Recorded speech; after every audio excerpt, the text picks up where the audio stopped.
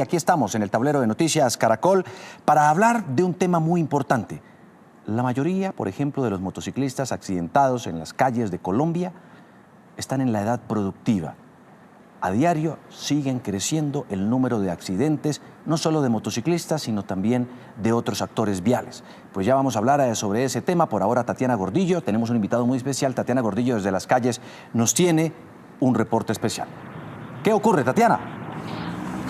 Hola Juan Diego y televidentes, muy buenos días. Pues mire, son varios los conductores de vehículos que han terminado pinchados y hasta con sus llantas estalladas en varias vías de Bogotá y sobre todo en estas épocas donde llueve mucho y el agua pues termina tapando los huecos. Estamos en la autopista norte, pues es difícil mostrar la cantidad de huecos que hay todavía en la autopista, han tapado varios, pero todavía son muchos los que hay acá. Hasta ahora por el tráfico es bastante difícil mostrar, pero sí hay vestigios de lo que pasa en este lugar. Vean ustedes mismos las llantas de los vehículos que uno se encuentra por doquier, porque son llantas que se estallan y los carros o las tienen que cambiar ahí mismo en el punto o tienen que esperar una grúa. Incluso nuestro ojo de la noche ha estado registrando durante muchas noches en los últimos días esa cantidad de carros pinchados y de carros dañados por cuenta de los huecos. Veamos el siguiente informe. En los rines, así quedan los carros en Bogotá por estos días. La cantidad de huecos sumados a los charcos que los tapan les están saliendo muy caros a los conductores en la ciudad. Esas llantas no llevan 3 meses de puestas y ni idea quién va a pagar esa vaina. Se volvió frecuente tener que comprar llantas nuevas por cuenta de los huecos en la ciudad. Así lo ha venido reportando nuestro ojo de la noche día tras día. No creo que llevara 40 o 45 kilómetros por hora. Las dos llantas, un totazo, un hueco espantoso como de 2 metros. Incluso los mismos conductores han grabado en reiteradas ocasiones con su celular las filas y filas de carros pinchados por culpa de los huecos. Ya somos 1, 2, 3, 4, 5, 7 carros pinchados y el mayor problema es que se pinchan las 2 llantas del carro, entonces queda uno sin poder moverse. Y lo grave es que los huecos en Bogotá están tan seguidos que muchas veces agarran 2 al tiempo. Cada uno daña su respectiva llanta. Hace un momento habían como 6, 7 carros. ¿7 carros? Todos se los llevaron en grúa. Y eso sin contar la cantidad de personas que terminan lesionadas, como el conductor de esta moto que voló por cuenta de un hueco. Los conductores piden a las autoridades reparar con urgencia los huecos de las vías principales, sobre todo en esta época invernal, donde el agua tapa los cráteres y además de dañar los vehículos, pueden ocasionar una tragedia. El fin de semana que acaba de pasar, incluso aquí cerca al macro de la autopista norte, esto es calle 185 aproximadamente, venía un conductor por esta importante vía, toma un hueco al parecer de una alcantarilla destapada y termina yéndose contra una tractomula.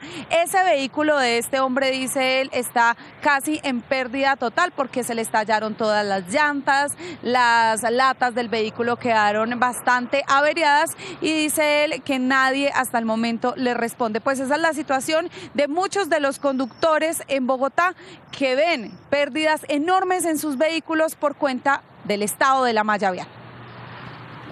Pues ahí está, es lo que ocurre muchas veces en las calles, en las vías de nuestro país, en este caso de Bogotá.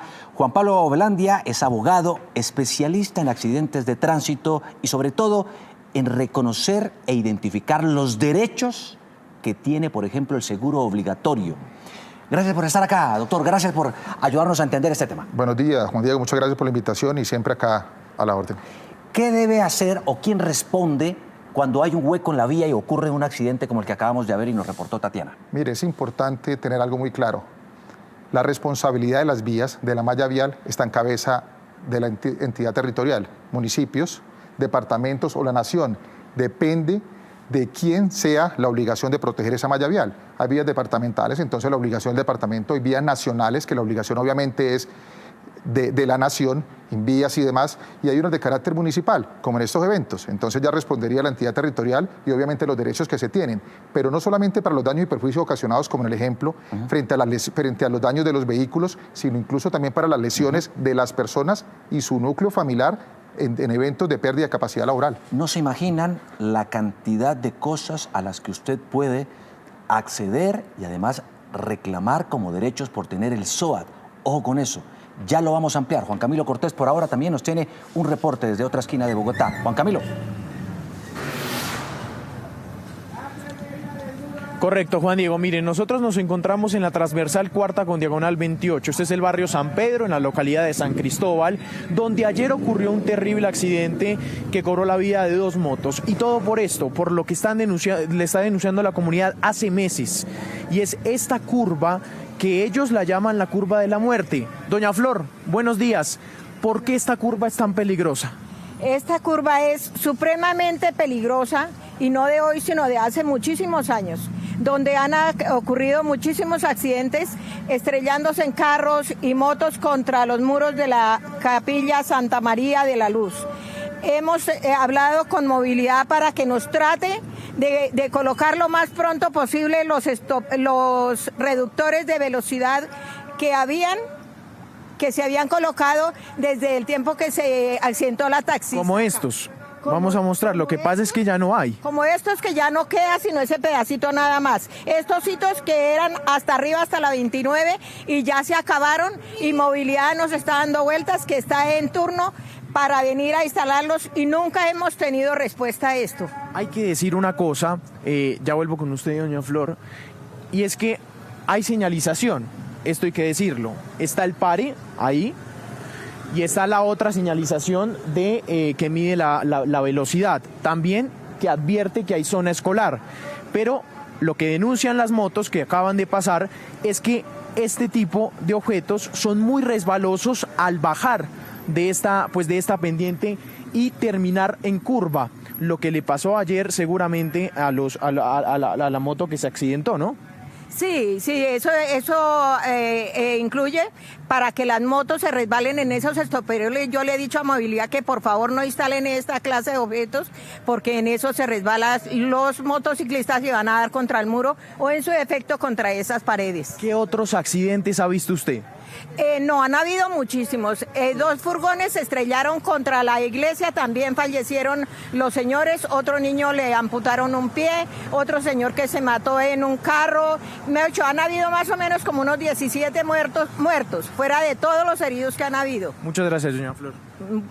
Para servirle. Mire, esto es lo que... Y lo otro que está diciendo la comunidad es que sea una vía en un solo sentido, que sea solo subida para evitar accidentes de tránsito. Juan Diego. Muchas gracias a Juan Camilo Cortés desde Ciudad Bolívar. Doctor Velandia, en casos como ese, por ejemplo, ¿qué debe tenerse en cuenta y qué puede ser objeto de reclamo? Mire, es importante. La señalización es muy importante y como lo veíamos ahora, sí existe señalización. Pero hay otras vías a nivel nacional que no existe señalización. La obligatoriedad frente a la peligrosidad de alguna vía está en cabeza, obviamente, la entidad territorial como que vigila esa vía. Entonces, ¿qué se puede mirar? Una falla en el servicio a nivel administrativo. Si bien es cierto, es una responsabilidad subjetiva, es decir, que yo tengo que reunir las pruebas necesarias como víctima para poder encausar, decir que el nexo causal del accidente fue por mal estado de la vía, fue por un hueco, fue por falta de señalización.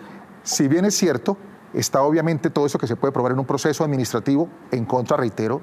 Claro, pero la pregunta también es, suele ocurrir en el caso de los motociclistas que, por ejemplo, por las líneas, por la demarcación de la calle, la pintura a veces también ocasiona accidentes. En esos casos, ¿quién responde? Es un tema netamente probatorio. Yo tengo que probar que el accidente se ocasionó precisamente por esa pintura. Se incluye un peritazgo, obviamente, al proceso para poder demostrarlo. Incluso algunos baches o algunas situaciones peligrosas o algunos obstáculos en la vía, para dividirlos como lo vemos, es precisamente objeto de estudio. Lo que le quiero decir es que todas las víctimas pueden reclamar, sin embargo, hay que tener en cuenta todo el material probatorio que se quiere adquirir. Un ejemplo, puede haber una curva sin señalización, es cierto, pero que el nexo causal, el que ocasiona el accidente, precisamente es falta de señalización y la peligrosidad del mismo, que no es advertido como debe advertirse a todas las víctimas. 6 de la mañana, 15 minutos. Vean este tema.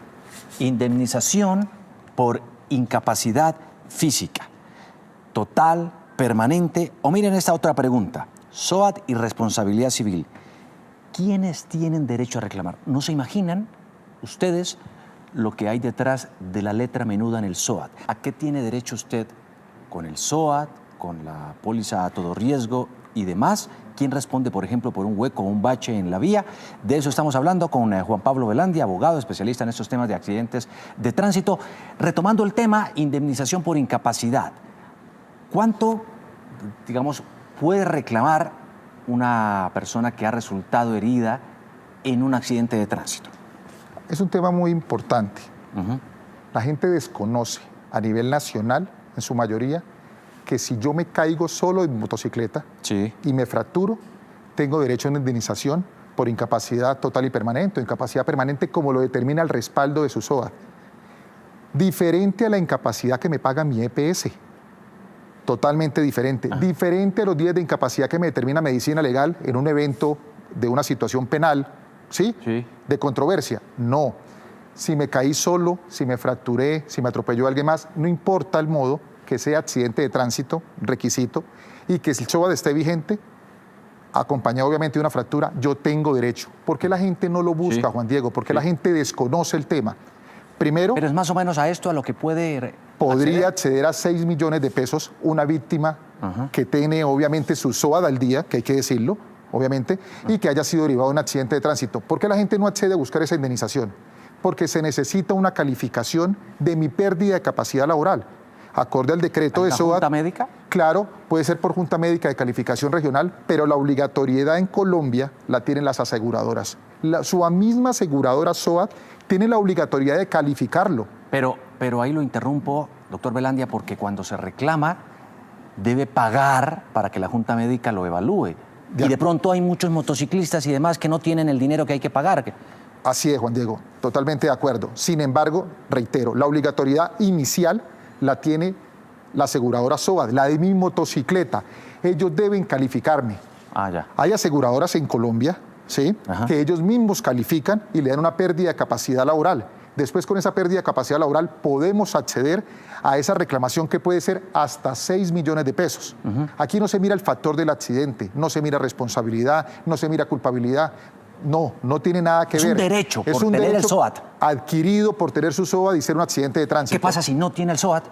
Se pierde obviamente este derecho. La atención en salud la viene a hacer ADRES, lo que antes denominábamos FOSIGA, y obviamente se pierden, que es importante tener SOAT. Sin embargo, si la aseguradora mía no me califica, la ley los obliga, mediante vías de acciones de tutela reiteradas, obviamente, a que ellos paguen el salario mínimo, Juan Diego, a la Junta Médica de Calificación Regional de cada lugar. Entonces, Junta Médica de Calificación de Valle del Cauca, Junta Médica de Calificación de Norte de Santander y demás. Y resulta que una vez que lo pague, sí se accede con todos los documentos para poder reclamar. Importante, 18 meses de antelación. O sea, no estamos mirando lo que venga futuro, no estamos mirando si pasó un mes, 2 meses. Hay personas en el país que uno les invita a consultar. Si tuvo un accidente hace un año y se fracturó independientemente, y si su SOAT estaba al día, tiene derechos que pueden ser hasta de 6 millones de pesos por incapacidad permanente. Pues veamos una vez más lo que nos reportaba hace unos minutos Tatiana Gordillo acerca de un accidente, el conductor de un vehículo que cogió un hueco. Tatiana. Juan Diego, estoy justamente con él. Él es Diego Cáceres, la víctima de uno de los huecos asesinos en Bogotá. ¿Qué fue lo que le pasó a usted, Diego? ¿En qué momento se dio cuenta que había tomado este hueco? Bueno, yo vengo manejando el sábado en la mañana, en la madrugada. Vengo por la altura de las 180, 185. Cojo un hueco, se me estalla una llanta, me hace perder el control del carro, que me desliza hacia la izquierda donde viene un camión, y el camión me estrella y me desplaza como unos 100 metros hasta más o menos a la altura de la terminal del norte. Ese hueco, Diego, está mucho más allá. Claramente, pues esta es la autopista norte. Mal haríamos nosotros en detener el tráfico, pero allá está ese hueco porque lo acabábamos de ver, ¿no? Diego, el carro ya está en el taller. ¿Qué le dicen allá?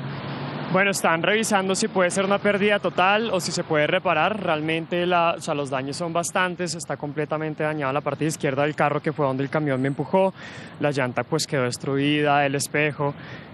Puede ser un daño que en reparación puede superar los 20, 25 millones de pesos si no lo llegan a dar como una pérdida total. Bueno, ahí está entonces lo que puede costar esto. No es solamente que se estallan las llantas, que es lo primero que pasa cuando se agarra uno de estos huecos en Bogotá, sino todos los daños colaterales, Juan Diego, que pasan después de agarrar uno de estos huecos. De acuerdo. En estos casos, bueno, doctor Velandia, respondió la aseguradora a través de la póliza todo riesgo, pero ¿y si no tiene póliza todo riesgo?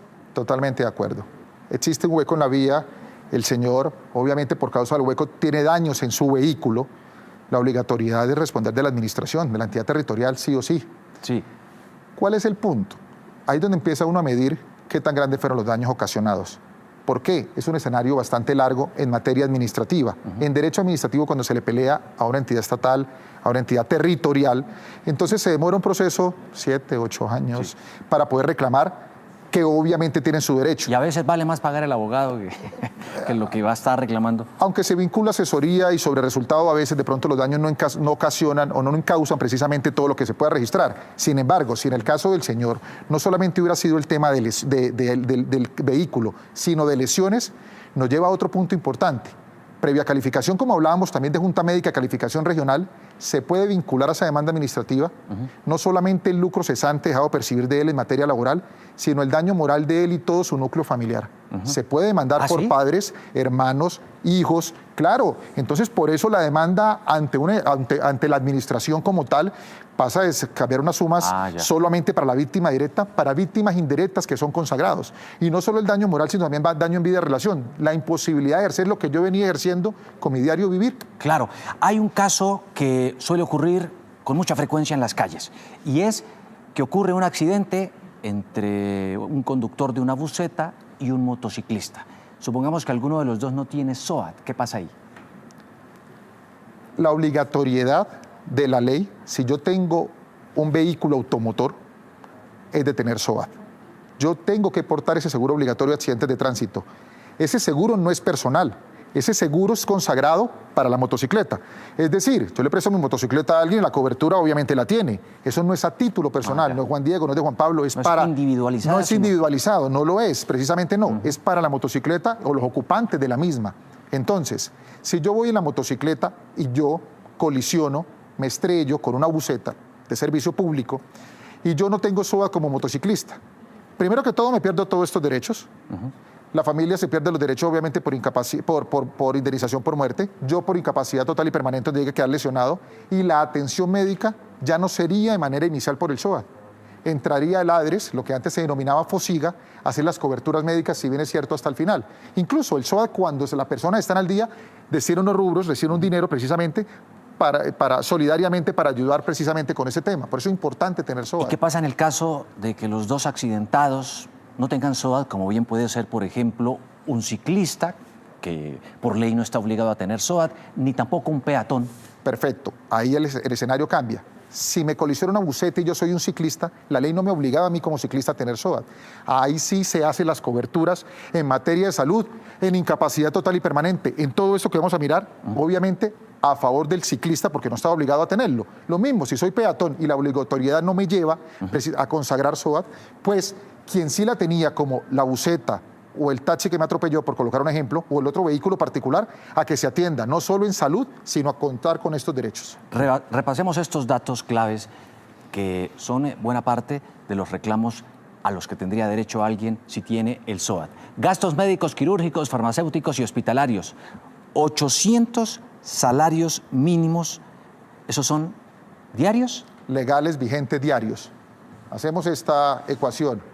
El salario mínimo en Colombia, 1 millón aproximadamente, lo dividimos en 33 mil pesos y lo multiplicamos por 800, es aproximadamente 25 millones algo, 26 millones. Esos valores en salud no son para la víctima, son para el centro hospitalario, para la entidad que obviamente donde me realizaron la cirugía, donde me dieron la recuperación, eso es solamente para ellos. Quien me haga terapia física y demás, tienen ellos el derecho a cobrarle. Esos 26 millones de pesos son para cubrir los gastos médicos. Perfecto, para cubrir los gastos médicos y quienes tienen derecho a reclamarlo en la entidad, obviamente que me preste ese servicio médico. De acuerdo. Sin embargo, si se agotan los 26 millones porque hay varias cirugías que las personas los agotan, ¿quién me sigue atendiendo? Y la gente se preocupa, se acabó el SOAT, me van a sacar de la clínica, me van a sacar del hospital y la gente se afana. No hay por qué afanarse porque la EPS que ustedes tengan debe hacer la cobertura, sea contributivo, sea subsidiado, sea beneficiario o demás. Incluso hay personas que por la situación no pueden tener tienen EPS o no están al día, no importa, entra el ADRES, lo que antes denominaba FOSIGA, hasta el final de su tema médico y de recuperación.